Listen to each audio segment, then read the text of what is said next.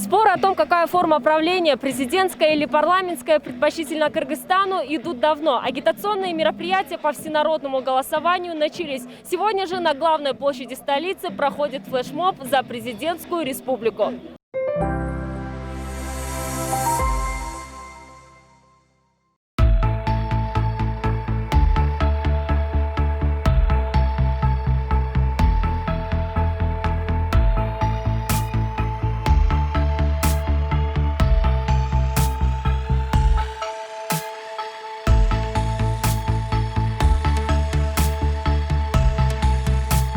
В соответствии с законодательством Кыргызской Республики обязанности по проведению всенародного голосования возложены на Центральную комиссию по выборам и проведению референдумов.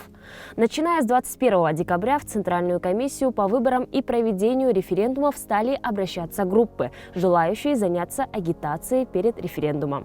На данный момент количество зарегистрированных групп достигло 10. К примеру, генеральный секретарь антикоррупционного делового совета Кыргызской Республики Нурипа Муканова выступает за президентскую форму правления.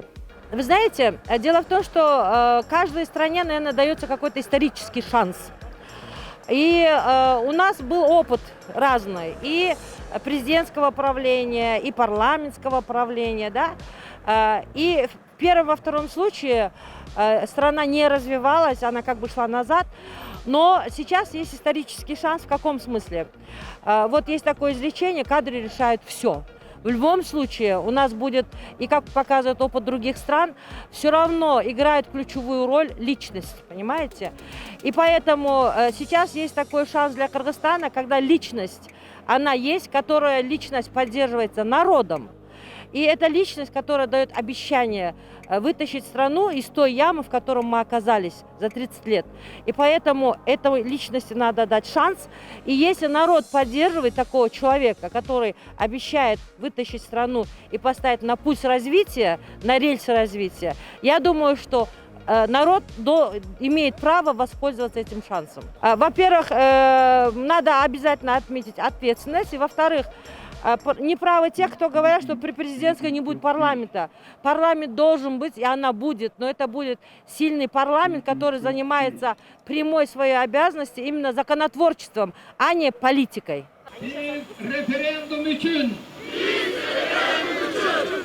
Мы за президентскую республику!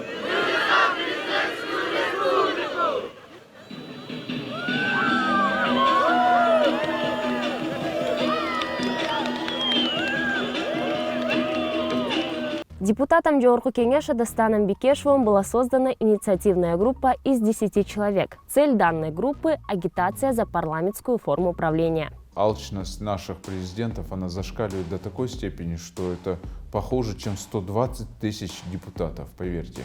А парламентская республика – это защита от дурака. Мы не знаем, кто может стать президентом и как его контролировать. У нас, к сожалению, все президенты, вот мы их путем только камнями изгоняли, а так нельзя дальше. Мы же не можем, в конце концов, все ниже и ниже падать.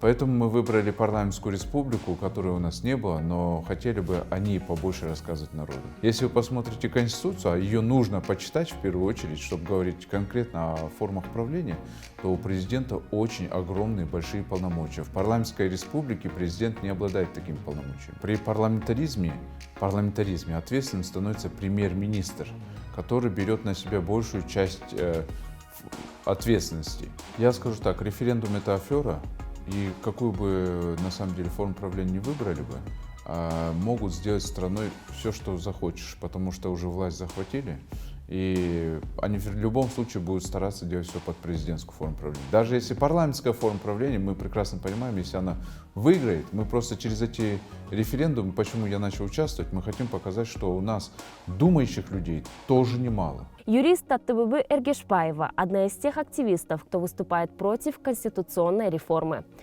Она говорит, что некоторые активисты и юристы объединились в группы, выступающие против внесения изменений в Конституцию. Их группа поддерживает графу против всех вариантов бюллетеней референдума. Сегодня мы, как сообщество юристов, отстаивая законность в стране, выступаем полностью против конституционного референдума, потому что мы считаем, что все инициативы со стороны Жогорку Кеңеш проходят с нарушением законодательных процедур. Жогорку Кеңеш после 28 октября потерял свою полную легитимность. Это означает, что после 28 октября Жогорку Кеңеш имеет право только принимать те меры, которые бы привели страну к стабилизации. Это означает, что утверждение бюджета на 2021 год и далее уже содействие полное в проведении президентских парламентских выборов для того, чтобы образовались государственные институты в полном, устойчивом, легитимном положении. Сегодня, кроме судебного корпуса, Центральной избирательной комиссии, мы более не имеем другие государственные институты, которые бы обладали полной легитимностью. Без легитимности института президента мы можем и пережить, а вот без парламента и устойчивого правительства мы не можем. На самом деле это очень важный элемент.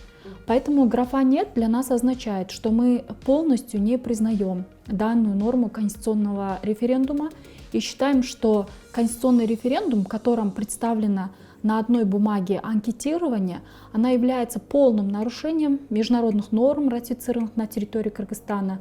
За последние столетия в мире не было подобного опыта, когда без проекта Конституции выпускалась просто графа президентская или парламентская форма правления или графа «нет». Соответственно, можно утверждать, значит, это заказ со стороны представителей власти.